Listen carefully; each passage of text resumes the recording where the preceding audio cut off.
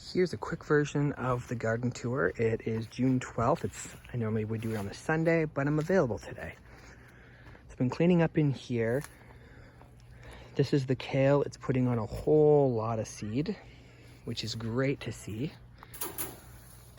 Here is the hardy kiwi. It's again continuing to grow like wild. It was actually trying to reach across over here, but this is where the male is, and it's finally recovering from the rabbits and putting on lots of growth.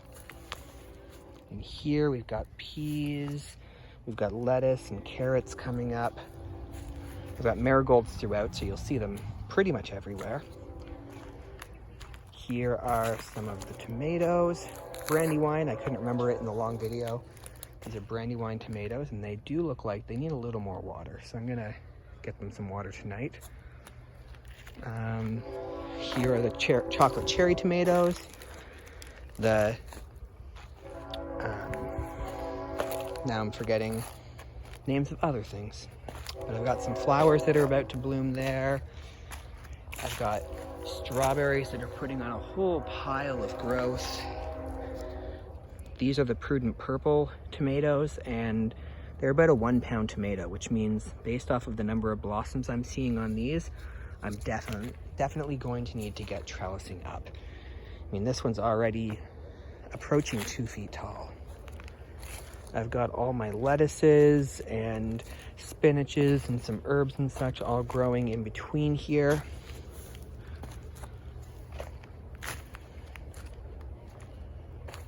We've got the pear trees are continuing to put on growth. I just killed a few pests on there, so I'm gonna have to work up with that.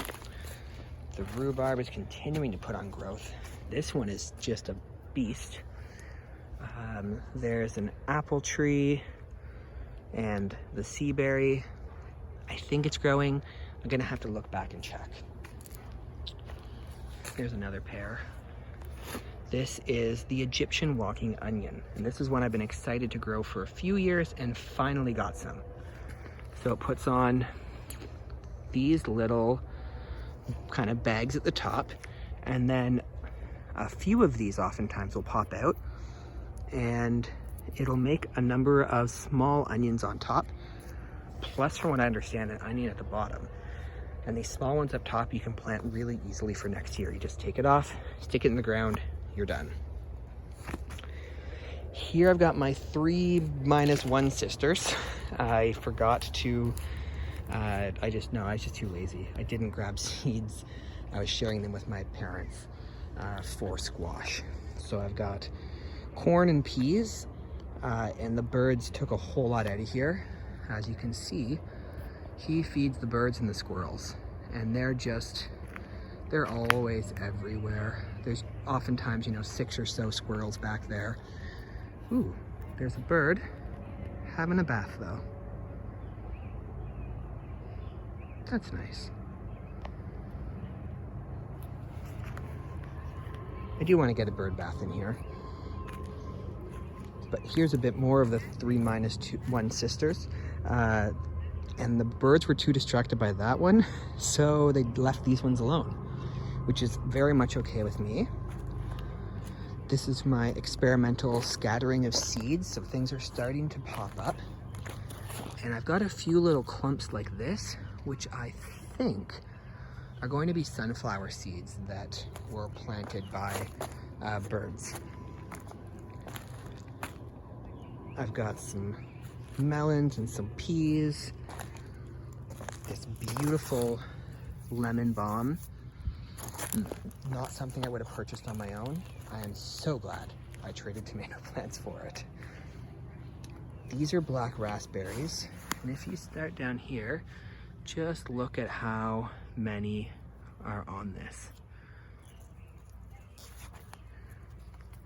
So I put about 6 inches of compost on this thing, and it's clearly loving it. I think last year I got 4 or 5 off of it, and the year before none, and it's been here forever, since before I bought the property. This one's pretty well covered as well. Oh, here, one of the banes of my existence, I need to get that out of there. That is a strangling dog vine. And they are incredibly aggressive. I'm just gonna break it off. I don't wanna pull it because I'll leave some root and then it'll multiply. So I just broke it off just below the soil. These will put on something that looks kind of like a bean or a pea, and then they spread like a dandelion on the wind. They're so aggressive. I had my first ever plant over there last year, and by the end of the year, with constant pulling, it had reached over here, all the way around to about here. And this spring, they're popping up here and way out in the yard. It's just awful. So that's what's growing on here. I didn't show any of the sea berries, I don't think, but they're just kind of growing along here. I'm hoping they do well. Lots of asparagus growing around. Kind of peas were just kind of what I used to fill in space. Go. And I do have a plant that not everyone is interested in. Those are 4 marijuana plants. And they are used for medicinal things. So I make them into an oil, and it's really good on sore muscles and stuff like that. So it's not something I smoke because I don't want to smoke anything. I've got, these are the ostrich ferns. So those make fiddleheads. I didn't pick any this year, and I probably should have to thin it out a bit, but maybe next time. And over there I've got some, they're just here when I bought the property. It's stinging nettle, and I use it for teas and risottos and such. My brother's motorcycle, and the last of my garbage from construction, other than what's in the basement. This was this whole area. So it's nasty now, so much better than it was. So sorry to the person who gave me the lemon balm and those. I have not gotten those in the ground yet, but they are still alive. I am watering them. This is an area that I haven't shown, mostly because I hadn't done anything with it yet. And this year I just tossed in a bunch of extra rhubarb plants and strawberries and marigolds. That's what it was called. I forgot the name of them earlier. So these are crackerjack marigolds. They'll grow up to 2 or 3 feet high, and from what I hear, they are fantastic for making a jelly.